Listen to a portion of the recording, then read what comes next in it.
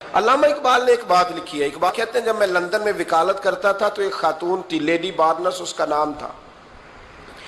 چھوٹے موٹے مقدمات لے کے وہ میرے پاس آتی تھی. بی بی ایک ہوٹل چلایا کرتی تھی. اس کا خامند جو تھا وہ فوج میں ملازم تھا. اقبال نے خود لکھا ہے, اقبال فرماتے ہیں کہ ایک دن وہ خاتون پھر کسی کیس کے سلسلے میں میرے پاس آئی, تو جب وہ آئی تو اس نے نقاب اوڑھا ہوا تھا, برقع کیا ہوا تھا. تو چونکہ اس نے نقاب اوڑھا تھا, مسلمانوں کی نشانی تھی. نقاب اوڑھنا کن کی نشانی ہے؟ اللہ آپ کو خوش رکھے. تو کہتے ہیں وہ نشانی چونکہ اہل اسلام کی تھی تو مجھے تجسس ہوا. میں نے کہا لیڈی خیریت ہے؟ میم صاحبہ یہ برقع پہنا ہوا ہے. تو کہنے لگی ہنس کے, اقبال مجھے پکا یقین تھا کہ آپ ضرور پوچھیں گے. تو میں نے کہا اچھا تو یہ برقع؟ تو کہنے لگی الحمدللہ میں مسلمان ہو گئی. تو میں نے فوراً کہا کہ آپ کا شوہر تو فوج میں ملازم ہے, فوجی کے لیے بدلنا اور پھر ملکی قانون اور یہ چیزیں. تو کہنے لگی اس نے مجھے کیا کہنا تھا, وہ خود کلمہ پڑھ گیا. تو کہتی ہیں میں اور متجسس ہوا. وہ کیس کی بات کرتی تو میرا تجسس بڑھ گیا. میں نے کہا تو کیس چھوڑ یہ بتا کلمہ کیسے پڑھا؟ تو کہنے لگی اقبال اصل بات یہ ہے کہ میں نا بے اولاد تھی, خاوند بھی بڑے اچھے پیسے کماتا, میں خود بھی ہوٹل چلاتی, پر ڈپریشن اور ٹینشن اور بلا وجہ کی پریشانیاں جان نہیں چھوڑ. یہ ٹینشن اور ڈپریشن کا نا مجھے عربی ترجمہ کوئی نہیں ملا. یہ ڈپریشن اور ٹینشن کا نا میں نے تلاش کیا ہے, لیکن مجھے عربی لغت کے اندر ان کے معنی مجھے لگتا ہے کہ اس زمانے میں یہ چیزیں تھی ہی نہیں.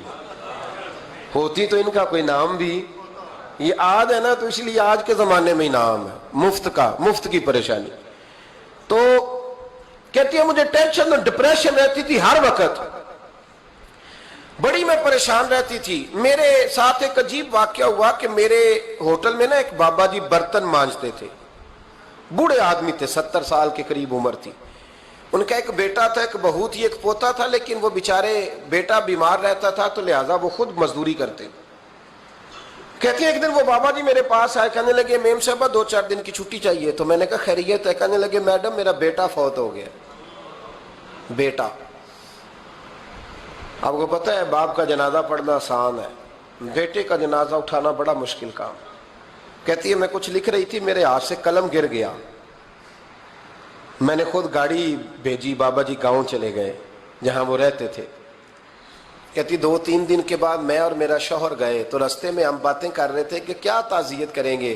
ایک ہی بیٹا تھا, کوئی رشتہ دار بھی نہیں, تو اس کی تو کائنات اجڑ گئی, کن لفظوں سے اسے تعزیت کیا کہیں گے.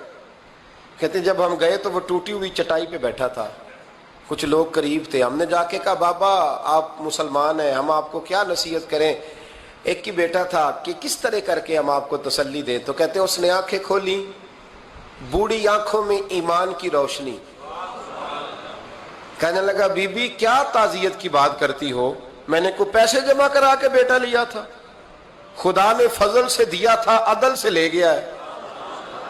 میں اپنے رب کے فیصلے میں بڑا راضی ہوں, اللہ بڑا کریم ہے, وہ لے گیا, اس کا مال تھا. آپ یقین کریں ہمارے دیہاتی لوگ یہ کہا کرتے تھے, میں نے کانوں سے سنا ہے. ایک بوڑھے آدمی کا ایک دفعہ بیٹا فوت ہو گیا تو کسی نے اس سے کہا بابا چھوٹی عمر میں بچہ چلا گیا تو مجھے لفظ نہیں بھولتے. کہنے لگے پتر اللہ دی فصل ہے, کچی وڈے تاوی ہو دیے. سنے آپ نے بھی کبھی یہ فکرہ, کچی وڈے تے پکی لے گئے تے تاوی ہے جو ہو دی. تو جب اس کا جی چاہا وہ لے گیا. اللہ اکبر.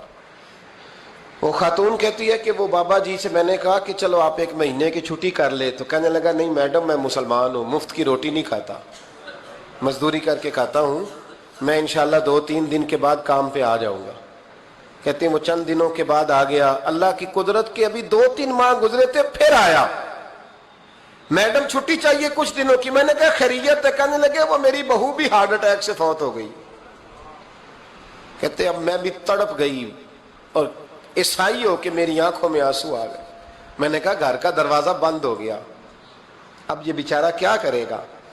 وہ اپنے شوہر کے غم میں ہارٹ اٹیک سے فوت ہو گئی.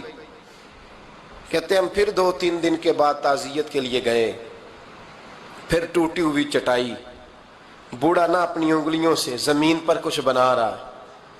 کہتے قریب گئی اور میں نے جا کے کہا بابا اب تو تسلی آپ نے خود ہی کرنی ہے, जो निजाम था वो तो हो गया। तो कहते हैं फिर उसने आंखें खोली, आसमान की तरफ देखा तो कहने लगा बेटी कोई परेशानी नहीं, मेरा बेटा बगैर शादी के भी तो फौत हो ही सकता था ना, बस मेरे मालिक ने जब चाहा जैसे चाह हुआ, मैं इंशाल्लाह 2-4 दिन के बाद काम पे आऊंगा, ये मेरा 3-4-5 साल का पोता है, अभी स्कूल दाखिल हुआ है, मैं साथ ले आऊंगा, वहां मेरे साथ ऊपर क्वार्टर में जहां मैं रहता हूं ये भी रहेगा।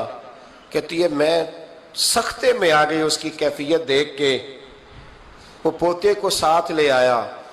कभी कभी मैं देखती छत पे खड़े होके कि दादा घोड़ा बना हुआ है और पोता सवारी कर रहा है, वो सवेरे उठता उसको स्कूल छोड़ के आता, शाम को लेके आता, प्यार करता, मोहब्बत करता।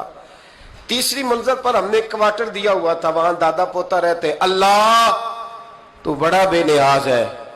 कहती है इकबाल एक दिन ना पोता ऊपर वाली मंजिल पे खेल रहा था, उसका पैर फिसला, वो गर्दन के बल जमीन पे गिरा, मुझे खबर हुई तो मैं दौड़ी, एम्बुलेंस मंगाई, खून से लिथड़े हुए उस बच्चे को दादे ने अपनी गोद में रखा। और जब हम अस्पताल की तरफ गए तो हॉस्पिटल बाद में आया, जनाबे इजराइल पहले आ गए और कहते हैं वो गोद में दम तोड़ गया।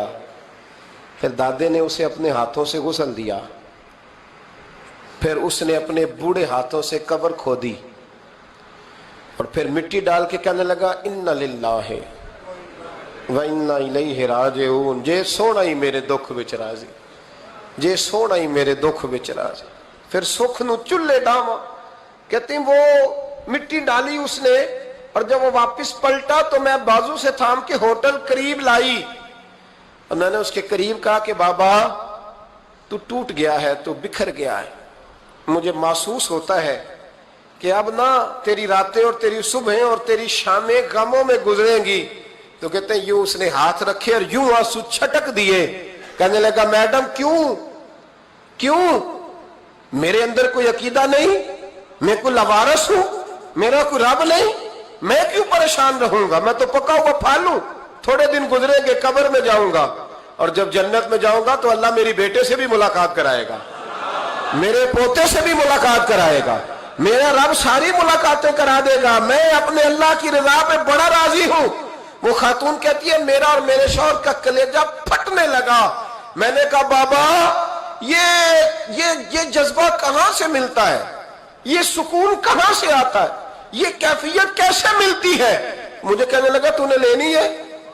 मैंने कहा तो कहने लगा तू भी गुंबद खजरा वाले नबी का कलमा पढ़ जा, तू भी रसूलुल्लाह का कलमा पढ़ जा।